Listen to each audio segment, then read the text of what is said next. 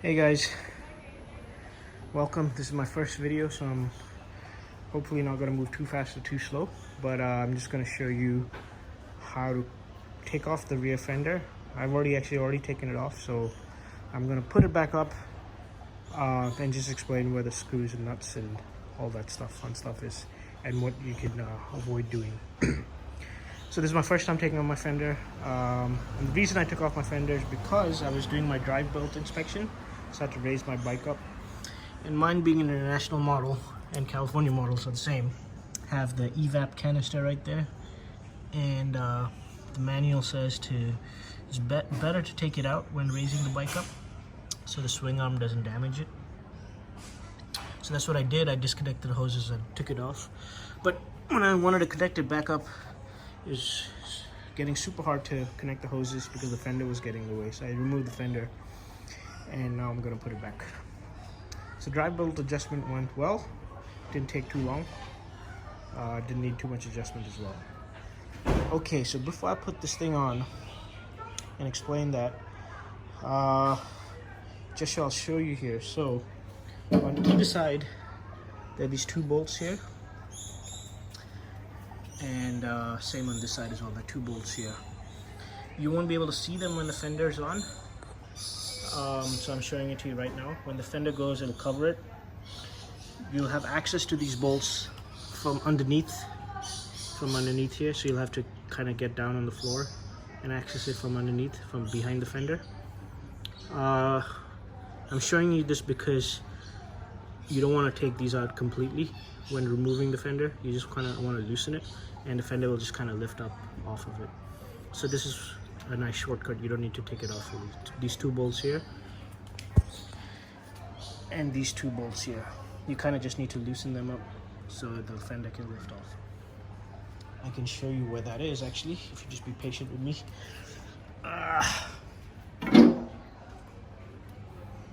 Right there, you see those? That's where those bolts, that's where the fender sits on these bolts. So you don't need to completely unscrew the bolts, you just need to loosen it up. And same on this side. Good. All right, so I'm just gonna take a pause. I'm gonna put the fender up, just sit it on top. Okay, before I do that. So the fender kind of just slides in nicely and slides out nicely. These three are these little plastic pins. I'll show you that to you later. So let me just put the fender on. I'm not gonna screw anything. I'm just gonna put it on, slide it in, and then I'll show you where the screw's going. All right, just give me a second. Let me put that in. All right, guys, I'm back. I put up the fender. It didn't take too much effort or time to put it in. Literally like 5 seconds, 10 seconds. What you do want to verify, so I haven't screwed anything yet. What you do want to verify after placing it, you'll feel a nice click when those two bolts I showed you earlier there, it lines up with the fender.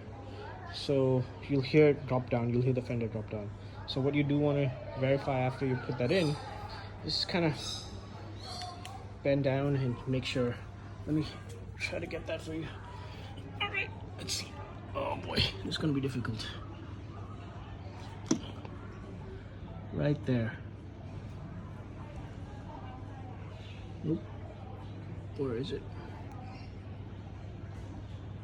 Right there. Okay, yeah, right there. So you just need to make sure that the fender kind of sits on those two bolts, and same on the other side, it should. Okay. So now once that's done, super easy now. All right, so let me just show that to you. Guys, I'm back. I got all my bolts and nuts that I removed yesterday, including my spools for my saddlebags. So I'll just kind of walk you through that. So I'm going to be putting it on, but for taking it off, it's essentially the reverse of this, okay? So I'm on the right side of the bike. You'll notice I removed my side cover as well as my lower side cover. In order to remove my lower side cover, I had to remove the passenger floorboards, which connect up right here. It's easy. It's just I believe it's a 8mm hex. That's it. One screw to take out, and then I removed my rear crash bars just on the right side. and I believe those are 3 6mm screws, I believe. So that's 1 here and 2 here, and then the 3 6mm. So once you remove that, then you can remove the fender. So I'm gonna I put the fender on. Once I'm done screwing everything up, I'll put the crash bars and the floorboards. Right, so on the right hand side of the bike, you'll have these 2 of these, and they'll go 1 here and 1 here in this hole, and that's where the lower side panel, the plastic one, will also kind of snap into. So that's super easy. Actually, this top one you don't even need to remove. I removed it because it's easier to put back. Those 2 bolts you don't want to remove because it's harder to put back. So I'll just put this back. 1 second, give me a second. Okay, I'm back. So I just kind of put these on here. I haven't torqued them yet. I just finger tight now. And if you want to take them off, I believe it's a 13mm wrench you can use, or a deep socket, 13mm deep socket, right? So this is on the right side. On the left side, it's not the same. On the left side, it's just I want to say 5mm, 5 or 6mm hex. So same 2 screws, 1 here and 1 at the bottom, same like as the right side, but except they're no longer pins. The right side panel doesn't need to be taken off. You notice I have the left side. The left side floorboards and the crash bars are still there, so you don't need to take them off. And on the left side, you got these 2 of these. 1 goes here and 1 goes there. I have to believe it's a 6mm. Then once that's done, that's a bunch of screws. So first thing you want to do is those 2 bolts that were not loose and you didn't take out, make sure you tighten them. I believe that's 13mm wrench. You gotta get underneath the bike and tighten them. So there's 4 of them, 2 on this side, 2 on that side. Then what do you need to do? Yes. Let's see, what was that? Oh yeah. In the middle here of your saddlebags, there's 1 screw that needs to go in the middle. This is a, what is this? 8mm, yeah, 8mm socket. 8mm? 8mm socket, yes. And this goes in here, tighten that up. Same on the other side. It goes in here, tighten that up. Okay, so once you're done with that, then you can put your strut covers, right? And you'll notice on the back it identifies which side. So this is right side, so it's actually on the other side. So then I can put that on. It lines up nicely with these holes. Then what I'll do is, once that's lined up, I can install my spools. The spools is just 1 screw. That's, I believe it's 5mm or 6mm. Again, I forget what the numbers are, but you can kind of play around.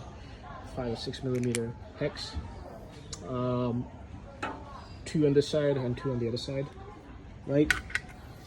Then finally, you got 2 more screws on the sides of the spools, and I believe,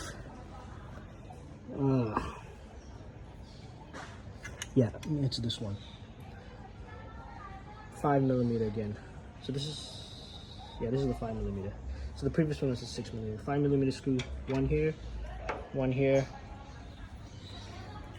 1 here on the left side of this spool, and 1 here, right? Okay, then once that's done, both side your spools and your strut covers should be installed correctly, and nothing else should be there. So you've installed these two nuts, these 2 kind of clips, a 13mm wrench. You've tightened those 2 bolts on this side, and you tighten those 2 bolts on this side, 13 mm again. You've got your strut protectors on. Okay, and I guess not much else. This connector I disconnected. This comes in from under your fender. It's for your tail light, and there's a connector right here, just underneath this. It's a simple connector. You guys just hook that back up. Simple. Now comes these little plastic kind of pins. The holes will line up. Here, this is what I struggled with when taking out, so you guys can avoid the same mistake. I'll just show you one. So this is what it looks like. Okay. The holes kind of line up properly if the fender is sitting right. There you go. Holes lined up. When you're, hang on, sorry. This is, when you're taking it off, it'll be kind of nice and flush like this. It'll be sitting flat inside. So when you're taking it off, don't take off both at the same time. I suggest use 2 flathead screwdrivers. Let me focus. 2 use flathead screwdrivers and just take out the top part first. So pry the top part out first. So when you do that, just give me a second, I'm taking it out. So when you do that, it's easy to take that out separately. So when you do that, it looks like the female part and the male part separate. So the female part will still be inside. You just take out the male part. So use 2 flathead screwdrivers to kind of pull this out. And then it's easier to take out, use the same flathead screwdrivers and take out the female part. Right, just pull it up. If you try to take them both out at the same time, it's going to be super difficult. So I made that mistake when I was trying to take the first one out. I didn't realize this is what it looked like inside. But once I took out the first one with great difficulty, the second and third one is easy because I took out the male part first. So again, I'm putting it back. I think it should be easy if you just shove the female part in first, then you take your male part, and I believe, yep, just kind of shove that in, and it goes. It's nice and flat, so you can do it the same with the other 2. So that's connected. These 3 pins are in.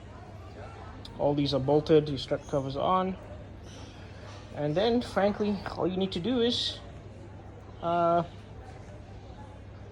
install your side cover, right side, and your crash bars. That's super easy. And then just install your passenger floorboards. And then the seat. The seat should be pretty straightforward, I think. There's only one here. I have a Springfield, so it might be different for a Roadmaster. But one here, and then one on the side here and one on the other side. And these are just a regular hex. You can just use Allen keys to remove that. Super simple. You pull it out and then you push it back in. Okay, I hope that covers it. Yeah, just let me know if you guys have any more questions. I'll be happy to answer them. Thanks. Bye bye.